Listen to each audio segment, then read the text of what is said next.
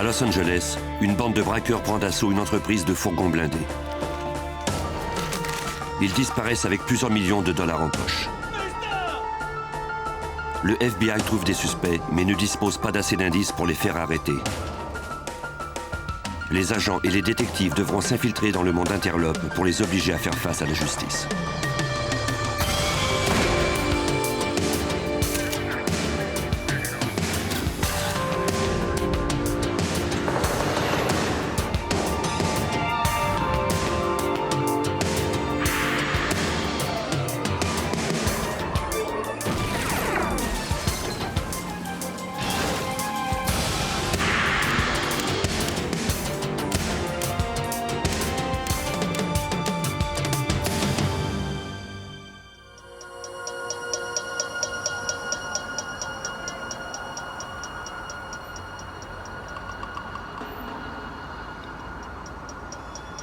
Le secteur industriel de Los Angeles est situé dans un quartier violent.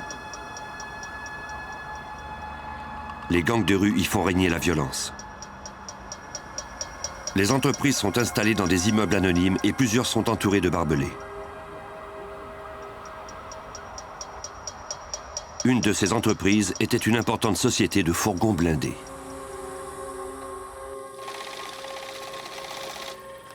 Le vendredi soir, 13 septembre 1997. Les employés de l'entreprise vaquaient à leur occupation habituelle en comptant et en classant plus de 20 millions de dollars.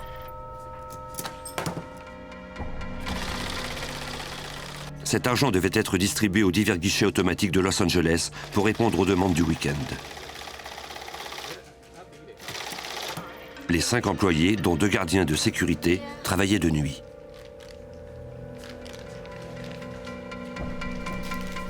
À minuit 30, un gardien prit sa pause dans la salle à manger, comme il le faisait toutes les nuits.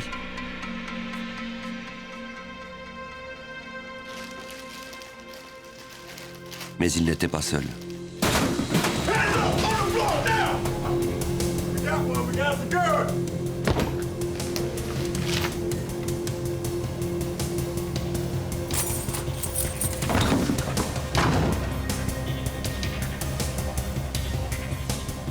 Cinq hommes armés maîtrisèrent le gardien en quelques secondes.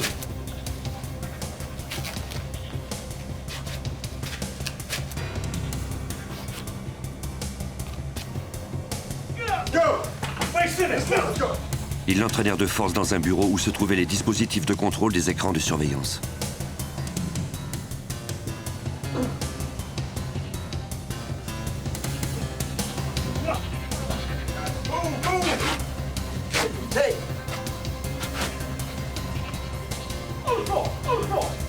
C'est alors qu'un autre gardien de sécurité, qui s'apprêtait à partir chez lui, entra dans la pièce à son tour.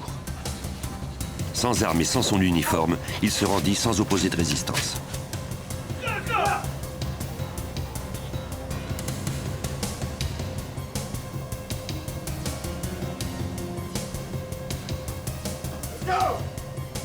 Quatre des intrus prirent la direction de la chambre forte. Le 5e tenait les gardiens en joue pendant qu'il examinait les écrans de contrôle. Les employés qui travaillaient dans la salle attenante de la chambre forte ne savaient pas que leur immeuble avait été pris d'assaut.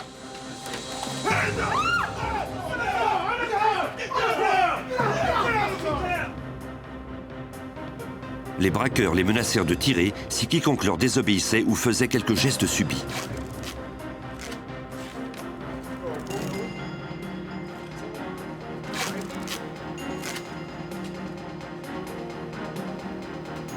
Les voleurs avaient maintenant accès à la chambre forte qui contenait 20 millions de dollars.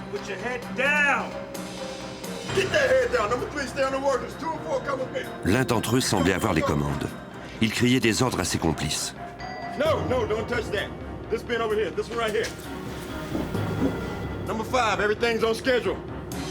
Il se servait également d'écouteurs radio dissimulés sous sa cagoule pour diriger des complices à l'extérieur de la chambre forte. Quand il donnait des ordres, il n'appelait pas ses complices par leur nom, mais seulement par des numéros. Les voleurs étaient d'une redoutable efficacité et ne faisaient aucun geste inutile. En moins de 10 minutes, ils transportèrent plusieurs millions de dollars à l'aire de chargement.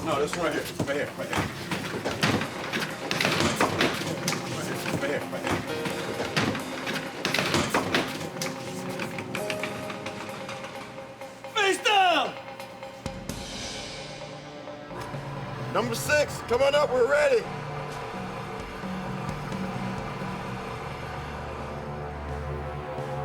Dans le bureau de contrôle, les hommes dévissèrent le magnétoscope qui était fixé à un bureau.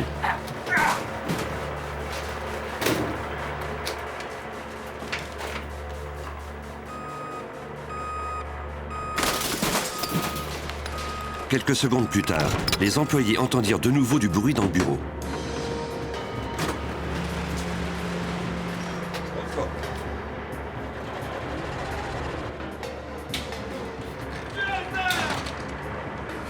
Quand les employés virent le chef et un de ses complices revenir, ils étaient convaincus que c'était pour éliminer ces témoins gênants.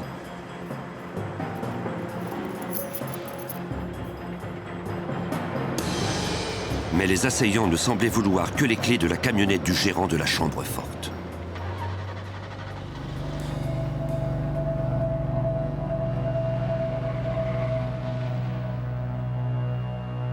Puis, soudain, ce fut le silence complet. Croyant les hommes partis, les gardiens défirent leurs liens.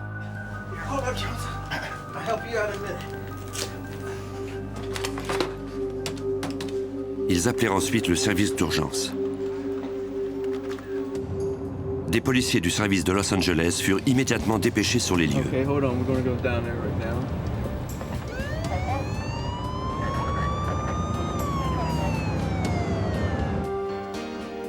Le détective John Licata sut dès le début que cette affaire n'était pas comme les autres. Il nous est arrivé d'enquêter sur le vol de blindés sur la route. Mais c'était la première fois qu'un vol était commis dans les lieux mêmes de la société. Les policiers dressèrent un périmètre de sécurité pendant que les détectives interrogeaient les employés. Ceux-ci déclarèrent que les 5 assaillants se déplaçaient dans les locaux comme s'ils y étaient déjà venus auparavant. Ils ne les avaient pas vus partir, mais ils avaient entendu le bruit d'un véhicule avec un moteur diesel se garer au quai de chargement puis repartir. Un 6e homme devait donc se trouver au volant de ce véhicule.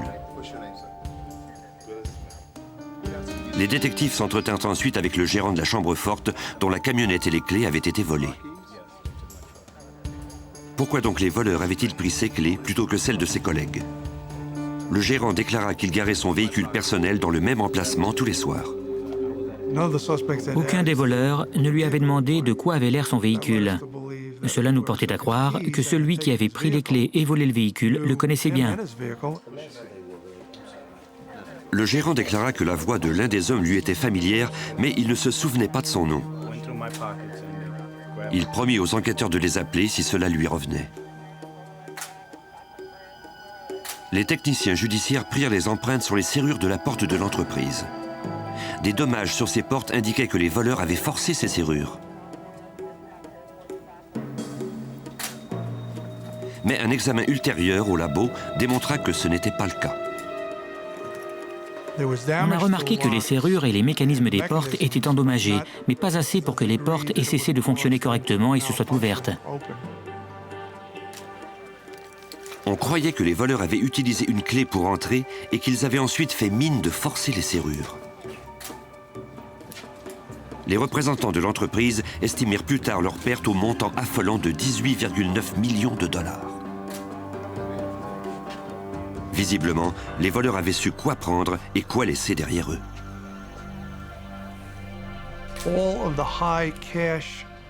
Tous les casiers qui contenaient d'importants montants d'argent avaient été pris. Mais les voleurs avaient laissé ceux qui ne contenaient que des timbres et des chèques. Cela laissait supposer que les voleurs savaient comment la société entreposait l'argent. Ils semblaient également savoir où était installé le système de contrôle des écrans de surveillance et où se trouvait le magnétoscope qui était caché dans une armoire verrouillée à l'arrière du bureau.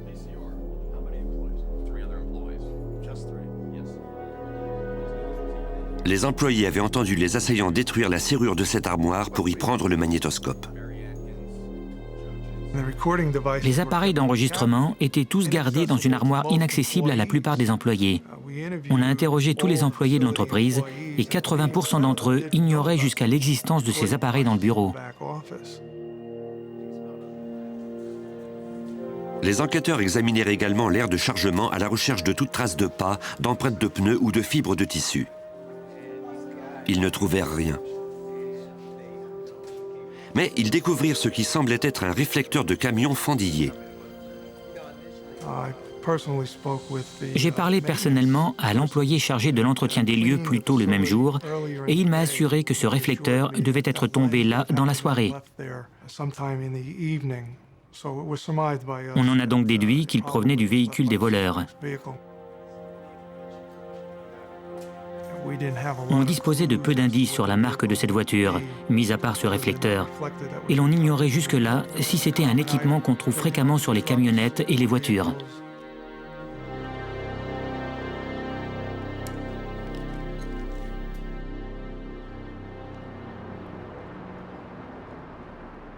Comme l'assurance pour ce genre de vol était de juridiction fédérale, le FBI se joignit à l'enquête.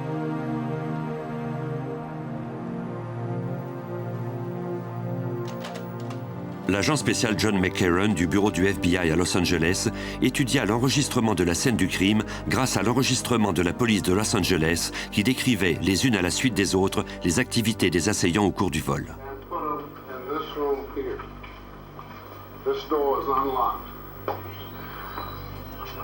They laid both victims down on the floor here, and they also removed their keys. Once they did that, les 5 hommes au visage masqué avaient volé la plus importante somme d'argent de l'histoire des États-Unis. L'agent McCarron espérait obtenir l'aide du public. On a donné une description générale aux médias des individus qui avaient commis le vol, en termes de grandeur, de poids et des vêtements qu'ils portaient. On a également ajouté que ces individus étaient tous armés et l'on a offert une récompense. L'assistante du procureur Alka Sager espérait que ces descriptions, même si elles étaient vagues, permettraient d'obtenir une piste. Les victimes nous ont dit qu'elles croyaient que les voleurs étaient noirs. Elles avaient pu voir la couleur de leur peau par les ouvertures de leur cagoule. Elles croyaient toutefois que l'un d'entre eux était d'origine hispanique car sa peau semblait moins foncée. Elles n'avaient pas vu leur visage. Malgré le peu d'indices, les enquêteurs étaient toujours d'avis que le vol avait été orchestré par quelqu'un qui connaissait bien l'entreprise. Mais qu'ils étaient ou non d'anciens employés, ils n'avaient guère laissé d'indices derrière eux.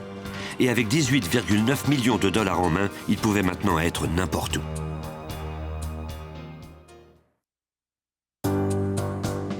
En septembre 1997, le FBI et la police de Los Angeles n'étaient pas encore parvenus à identifier les 6 hommes masqués qui avaient volé une entreprise de fourgons blindés, emportant avec eux près de 19 millions de dollars. On croyait que l'un d'entre eux était un employé actuel ou un ex-employé de la société parce que le gang était entré dans l'immeuble avec une clé et savait où se trouvait l'équipement de surveillance qui était pourtant caché. Au cours d'un deuxième interrogatoire, le gérant de la chambre forte, qui était de service le soir du vol, déclara qu'il croyait avoir reconnu la voix du chef de la bande. Selon lui, il s'agissait d'Alan Pace, un ancien employé. Il ajouta que ce Pace était celui qui était parti avec les clés de sa camionnette. Pace connaissait ce véhicule pour l'avoir déjà emprunté.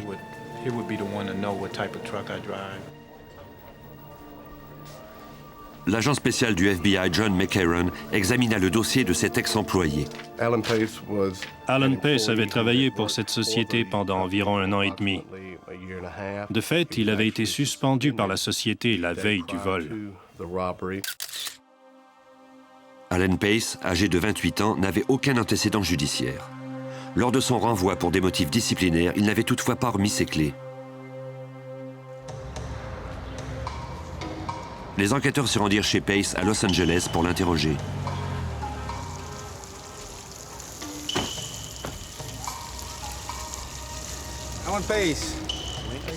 Celui-ci déclara qu'il avait bien entendu parler du vol dans les médias, mais il assura les agents qu'il n'était pas mêlé à ce crime. Il ajouta qu'il participait à une fête avec sa petite amie pendant la nuit du vol.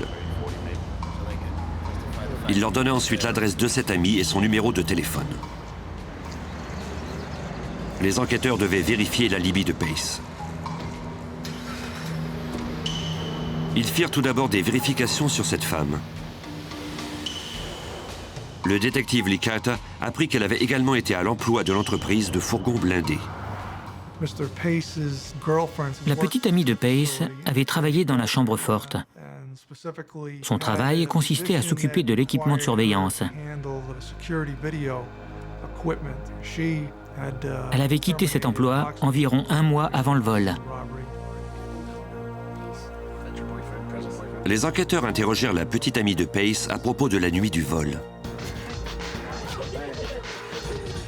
Elle confirma que Pace, elle, de même que plusieurs de leurs amis, avaient participé à une fête à Long Beach.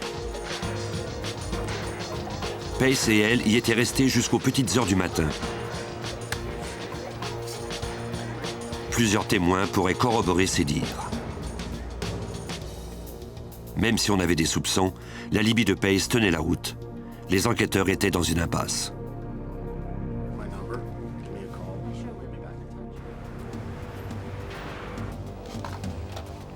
Ils devaient changer de cap pour que l'enquête continue de progresser.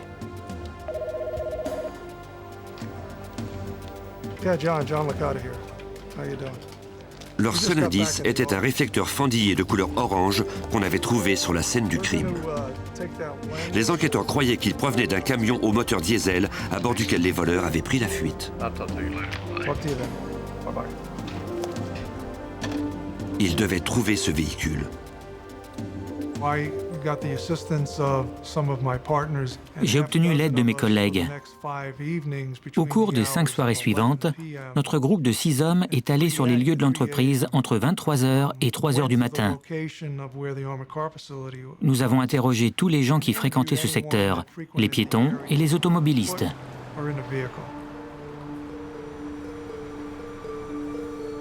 Une semaine après le vol, les policiers patrouillèrent dans le quartier environnant de l'entreprise. Après quelques nuits, ils trouvèrent un sans-abri qui vivait dans le quartier.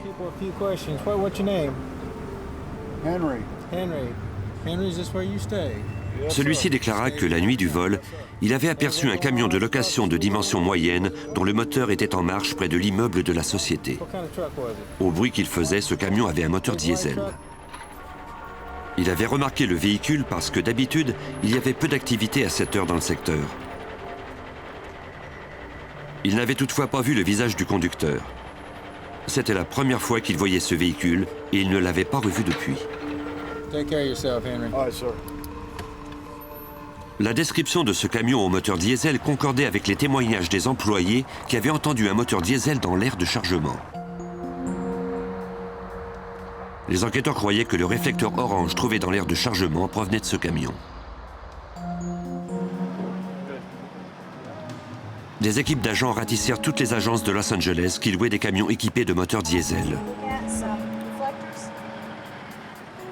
Ils montrèrent la photo de la pièce brisée trouvée sur la scène du crime. Plusieurs d'entre eux reconnurent le réflecteur d'un certain modèle de camion.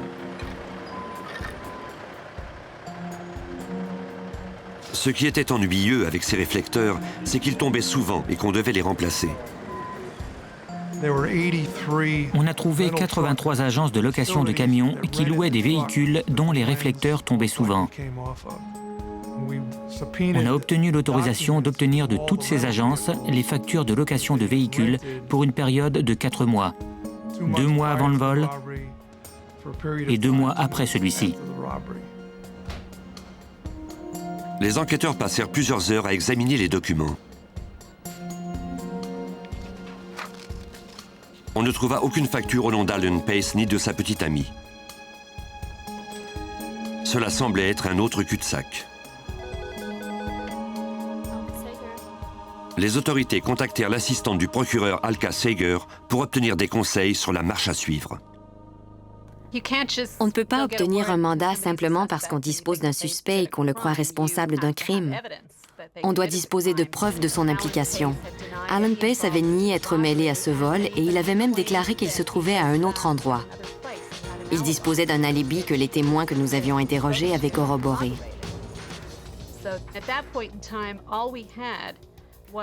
À ce stade-ci, tout ce qu'on savait sur lui, c'était qu'il était mécontent d'avoir été renvoyé la veille du vol et qu'un des employés croyait qu'un des voleurs avait une voix semblable à la sienne. C'était nettement insuffisant.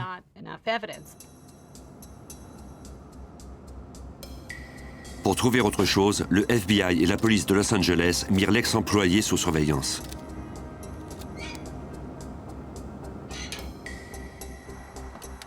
Si Pace était mêlé au vol de plusieurs millions de dollars, peut-être finirait-il par montrer des signes de sa richesse.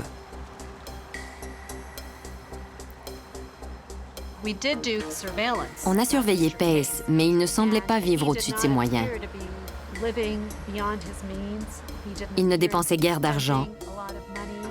Il ne semblait pas disposer de grandes quantités d'argent liquide non plus. Rien ne démontrait formellement que Pace était mêlé au vol, sauf quelques preuves indirectes. Les mois s'écoulèrent et l'enquête cessa de progresser. La récompense offerte pour toute information menant à une inculpation se chiffrait à 250 000 $. Malgré une campagne de publicité importante sur cette affaire et la récompense offerte pour toute information sur les auteurs de ce vol, on ne disposait d'aucune piste, ni de preuves judiciaires, ni de témoins. L'enquête s'était heurtée à un mur. Même si Pace était encore le suspect principal, sans indice plus solide, le FBI était incapable de procéder à son arrestation. Pour l'heure, Alan Pace et ses 5 complices semblaient s'en être tirés indemnes avec près de 19 millions de dollars en argent liquide.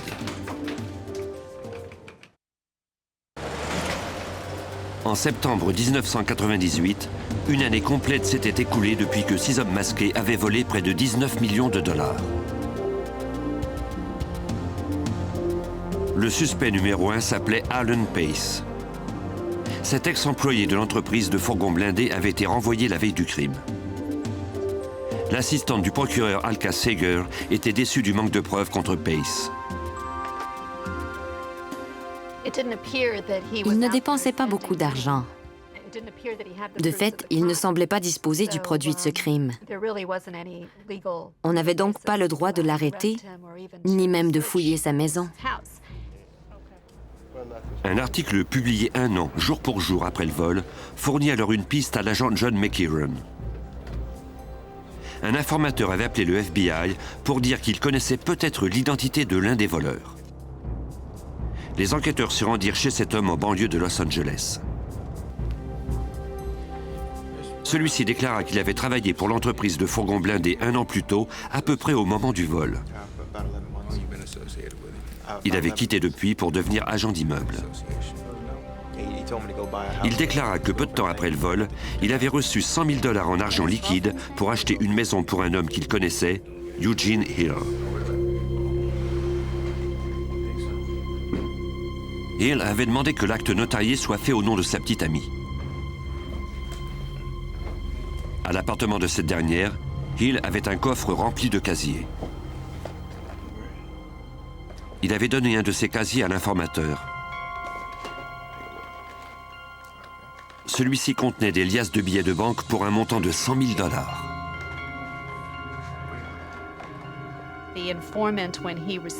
Quand il a reçu cet argent, notre informateur a remarqué que les liasses de 10 000 $ étaient attachées par des bandes comme celles qu'utilisent les banques. Il les avait conservées.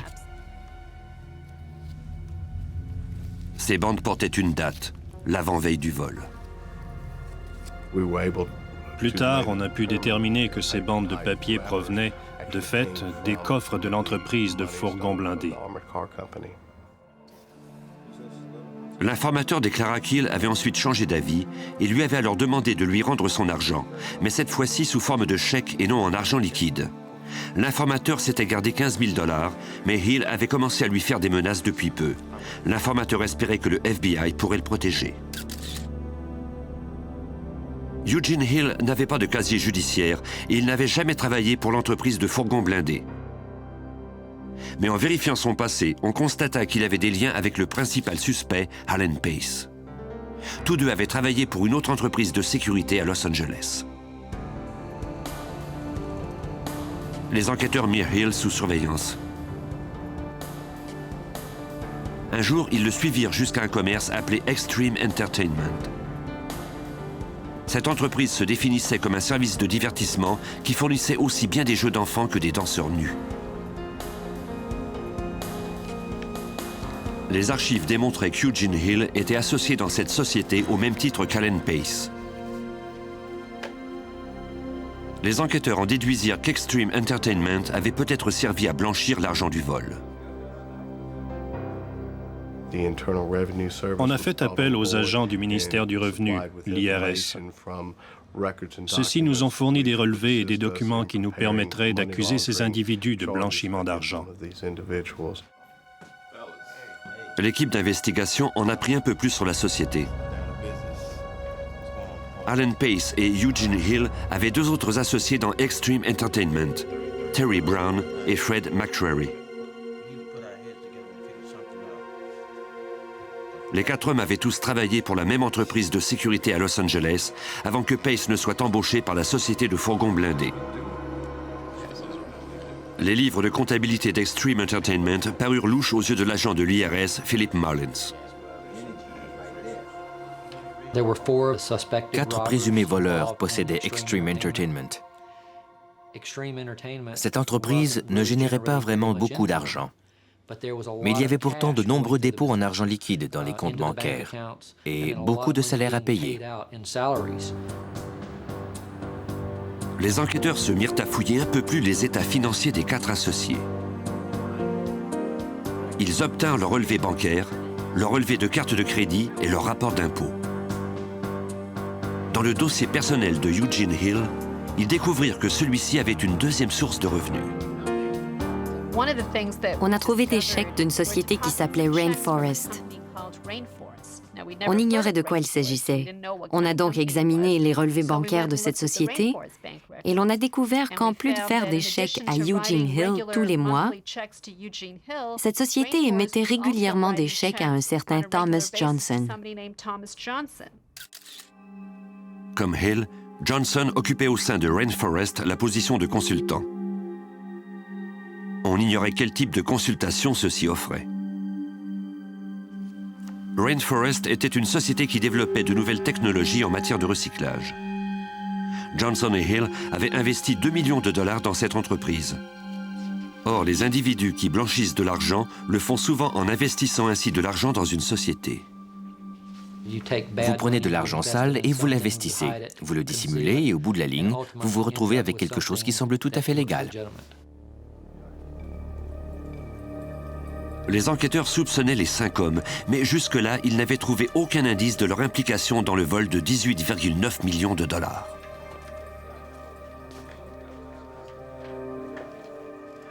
Le détective John Lee Cutter de la police de Los Angeles et son collègue John Wong vérifièrent si le nom de l'un de ces hommes ne figurait pas sur les factures de location de camions dont ils disposaient.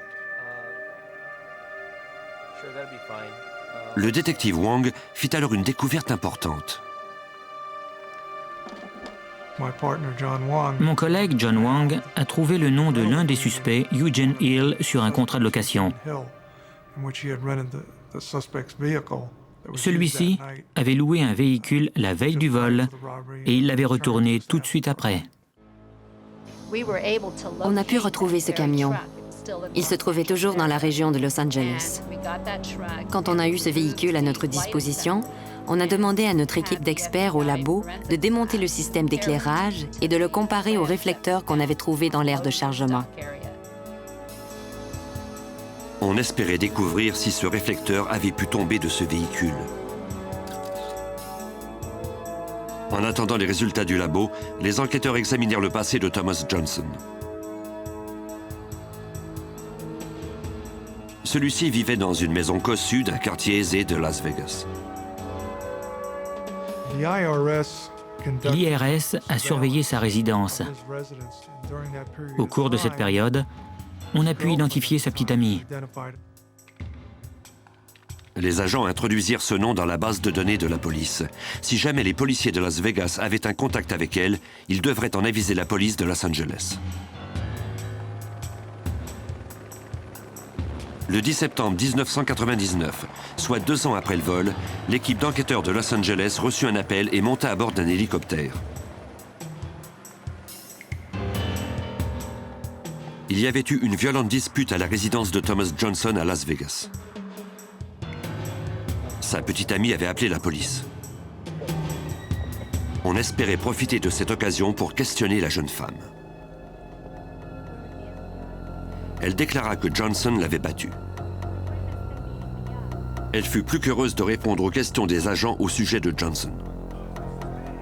Elle déclara que celui-ci blanchissait de l'argent dans les casinos de Las Vegas.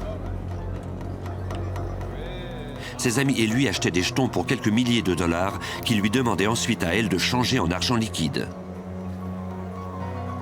Le montant ne devait jamais dépasser 10 000 $, car au-dessus de cette limite, elle aurait été obligée de signer des registres. Thomas Johnson semblait aimer beaucoup le jeu et il ne manquait jamais d'argent pour parier. C'est un peu compliqué quand on fait ce genre d'enquête parce qu'on ignore d'où cet argent provient. C'était peut-être l'argent qu'il avait gagné en jouant et dont il se servait pour continuer à jouer. Ou alors c'était l'argent provenant du vol, ce que nous soupçonnions d'ailleurs. La petite amie de Johnson déclara aux enquêteurs que celui-ci avait mentionné avoir participé à un gros coup à Los Angeles. Selon elle, Johnson avait investi de l'argent dans une société avec un de ses amis de jeu. Quand les enquêteurs lui montrèrent la photo de Eugene Hill, elle confirma qu'il s'agissait bien de lui.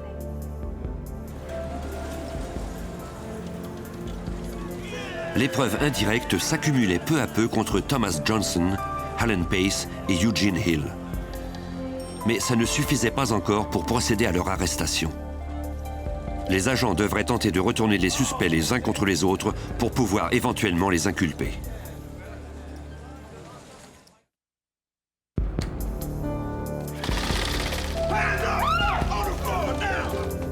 Deux ans après le vol de 18,9 millions de dollars d'une entreprise de fourgons blindés par 6 hommes masqués, le FBI, l'IRS et la police de Los Angeles avaient recueilli des preuves indirectes très convaincantes contre 5 suspects, mais on ne disposait d'aucune preuve formelle de leur implication.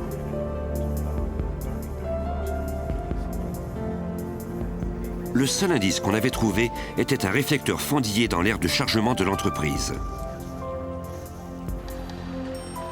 Les enquêteurs croyaient que ce réflecteur était tombé du camion loué par le suspect Eugene Hill la veille du vol. On avait envoyé ce réflecteur et ceux du système d'éclairage du camion au laboratoire du FBI à Washington. Le métallurgiste Michael Smith compara les marques d'usinage laissées sur le réflecteur fendillé aux marques présentes sur les autres réflecteurs du camion. Dans ce cas-ci, les marques ressemblaient aux anneaux d'un arbre. On a tenté de voir si ces marques étaient identiques. À l'aide d'un stéréoscope ultra puissant, il constata que c'était bien le cas. Le même outil avait été utilisé pour fabriquer les réflecteurs, ce qui indiquait que celui trouvé sur la scène provenait vraisemblablement du camion loué par Hill. Ces résultats étaient convaincants, mais ils ne prouvaient pas hors de tout doute que Eugene Hill et les 4 autres suspects se trouvaient sur la scène du crime lors du vol. L'assistante du procureur Alka Sager devait disposer de preuves plus convaincantes pour faire émettre des mandats d'arrêt. Elle espérait obtenir ces preuves des amis de Hill. On avait identifié 2 de ses petites amies qui semblaient aimer dépenser. Elles ne dépensaient que de petites quantités d'argent, mais c'était toujours en liquide. Environ 2 ans après le vol, nous en étions venus au point où nous devions parler à ces femmes qui étaient présentes dans la vie de Eugene Hill. Inquiète de se voir accusée, l'une d'elles dit tout ce qu'elle savait. Elle leur avoua que peu après le vol, Hill s'était tout d'un coup retrouvé avec beaucoup d'argent liquide.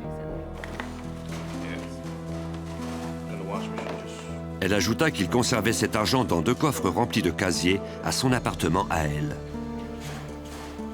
Elle-même et une de ses amies l'avaient aidé à compter l'argent et à classer les billets. Il y en avait pour plusieurs milliers de dollars. Hill lui avait alors dit qu'avant de dépenser les billets, il devait avoir l'air usé. Elle les avait donc lavés.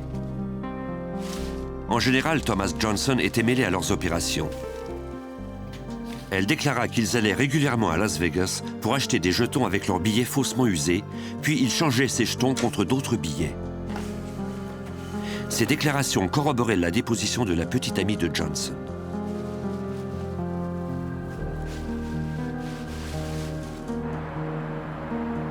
Ensuite, les agents du FBI et les détectives de Los Angeles se rendirent interroger la sœur de Eugene Hill. Ils voulaient avoir certaines précisions sur des comptes bancaires découverts par l'IRS. On a pu obtenir ses relevés bancaires et constater qu'elle avait plusieurs comptes en fiducie pour Eugene Hill. Il y avait dans ces comptes de nombreux dépôts d'argent liquide dont on ignorait la provenance. Et l'on avait émis des chèques à partir de ces comptes pour payer des motos et des véhicules, ainsi que d'autres biens de consommation.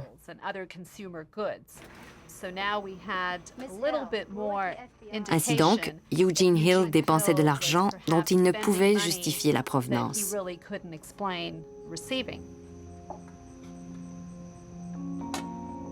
Les enquêteurs demandèrent à la sœur de Hill de leur parler des comptes bancaires dont elle s'occupait pour lui. Ses réponses furent vagues. Elle déclara ne rien savoir des affaires financières de son frère. Peu de temps après, Eugene Hill arriva.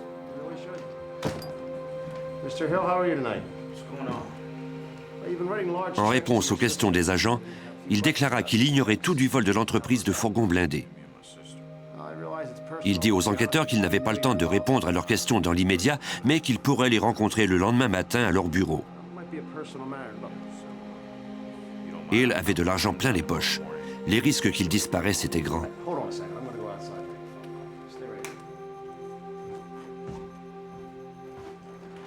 Le FBI appela l'assistante du procureur Alka Sager pour lui demander quelle était, selon elle, la marche à suivre. J'allais me mettre au lit quand le téléphone a sonné. L'agent m'a raconté ce que Hill leur avait proposé. Il a ajouté « À votre avis, devrions-nous le laisser partir ?» Je n'avais que quelques secondes pour prendre une décision. Je lui ai alors dit de ne pas le laisser aller. On allait l'arrêter ce soir-là.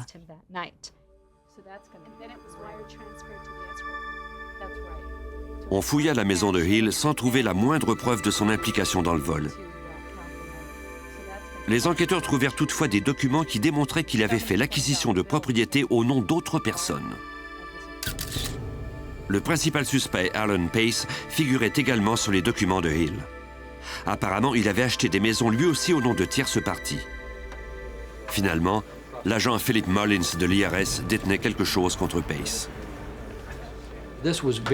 Il était significatif de découvrir qu'Alan Pace avait acheté des propriétés dont la valeur s'élevait à plusieurs millions de dollars, même s'il n'avait pas suffisamment de revenus pour faire des acquisitions de cette importance. S'il était jugé coupable, Eugene Hill pouvait être condamné à 40 ans de prison. Dans l'espoir qu'on revoie sa peine à la baisse, il passa aux aveux et promit de dire aux policiers tout ce qu'il savait. Il déclara qu'Alan Pace l'avait recruté, lui, de même que 3 autres hommes pour faire ce vol. Alan Pace lui aurait dit qu'il avait déjà parlé à Terry Brown et à Freddie McCrary et qu'ils étaient prêts à participer à ce coup. Il désirait que Eugene Hill y participe aussi et qu'il emmène avec lui un autre complice. Eugene Hill a donc approché Thomas Johnson et ce dernier a accepté. C'est alors que les hommes ont mis leur plan au point. Hill confirma que Pace était celui qui avait tout orchestré et qu'il était le chef de la bande. Hill connaissait tous les hommes sauf le 6e, un ami personnel de Pace. Pace leur avait dit qu'il pourrait sans doute vivre de ce vol pour le restant de leur jour. Alan Pace leur avait dit qu'il ferait ce vol le vendredi soir alors qu'il y avait peu d'employés. Il avait ajouté qu'il connaissait déjà ses employés et que ceux-ci ne résisteraient pas, qu'en fait, il n'y aurait pas de problème. Les hommes devaient ligoter ses employés, prendre l'argent et sortir. L'opération ne durerait pas plus de 30 minutes. Conformément aux ordres de Pace, Hill loua le camion le jour du vol et il rencontra ses complices à une fête qui se tenait à Long Beach. Peu de temps avant minuit, ils quittèrent la fête les uns après les autres. Ils se rendirent dans le quartier industriel. 5 d'entre eux descendirent du camion et firent le reste du chemin à pied jusqu'à l'entreprise. Un des hommes resta dans le camion. Il attendait à quelques rues de là qu'on lui donne son signal. Le camion se gara à l'aire de chargement et les hommes y mirent leur précieuse cargaison. Pace savait qu'il devait prendre l'équipement de surveillance. Plus tard, ils transférèrent l'argent dans un espace d'entreposage loué par Thomas Johnson. L'argent y resterait pendant les 2 semaines suivantes. 4 d'entre eux partirent avec le camion. Quant à Eugene Hill et Alan Pace, ils prirent la fuite à bord de la camionnette du gérant de la chambre forte, car Pace savait où ce dernier avait l'habitude de garer son véhicule. Les 6 hommes se débarrassèrent ensuite de leurs armes à feu et des magnétoscopes, se changèrent et retournèrent à la fête comme si de rien n'était. Pendant que les autres convives buvaient quelques bières de plus, les 6 hommes avaient commis le plus important vol de l'histoire des États-Unis.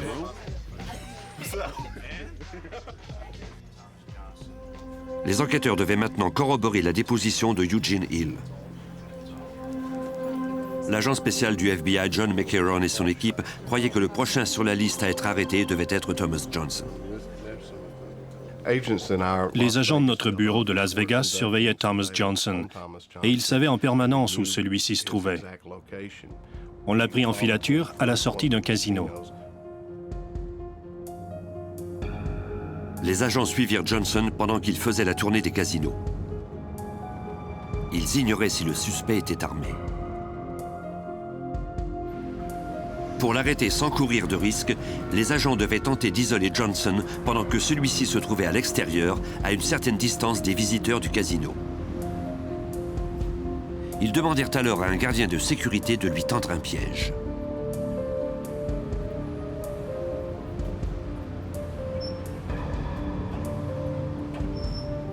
Celui-ci dit à Johnson que sa voiture avait été frappée accidentellement et qu'il devait sortir pour remplir un constat. Johnson mordit à l'hameçon. Alors qu'il vérifiait l'état de sa voiture, les agents l'arrêtèrent. Les enquêteurs lui exposèrent ensuite les preuves qu'ils détenaient contre lui et lui firent part de la possibilité qu'il soit incarcéré pendant plusieurs décennies. Comme Eugene Hill, Johnson accepta de coopérer dans l'espoir que sa peine soit moins sévère.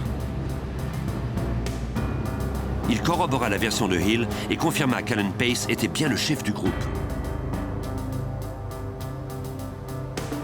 Les enquêteurs disposaient maintenant de suffisamment de preuves. Ils procédèrent à l'arrestation de tous les autres complices, à l'exception du chef.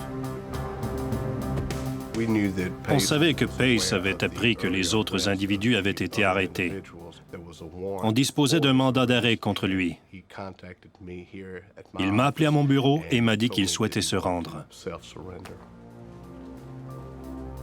Le 28 février 2000, Pace arriva à l'immeuble où étaient situés les bureaux du FBI en compagnie de son avocat. Il ne fit aucune déclaration et refusa de collaborer avec les enquêteurs. Il fut mis en détention sans possibilité de libération sous caution. 4 des voleurs ont plaidé coupables de vol et de complot. Eugene Hill a été condamné à 9 ans de prison. Thomas Johnson, lui, a écopé d'une peine de 10 ans de réclusion. Fred McCreary a eu droit à une peine de 7 ans et demi. Terry Brown a été condamné à 8 ans. Le 6e homme, Eric Boyd, a contesté les accusations. Il a été trouvé coupable et a été condamné à 17 ans d'emprisonnement. Au terme d'un procès de 3 semaines, Alan Pace, qui avait orchestré le vol, a été condamné à 24 ans de prison. Les agents ont saisi tous les biens et le capital des criminels. Ils ont ainsi pu mettre la main sur 5 millions de dollars. Environ 14 millions de dollars n'ont jamais été retrouvés. On ignore où cet argent se trouve, comment il a été éventuellement dépensé. On n'en sait rien. Mais quand les voleurs seront remis en liberté, le FBI compte bien les avoir à l'œil. Si l'un d'eux tente de récupérer l'argent, il retournera tout droit en prison.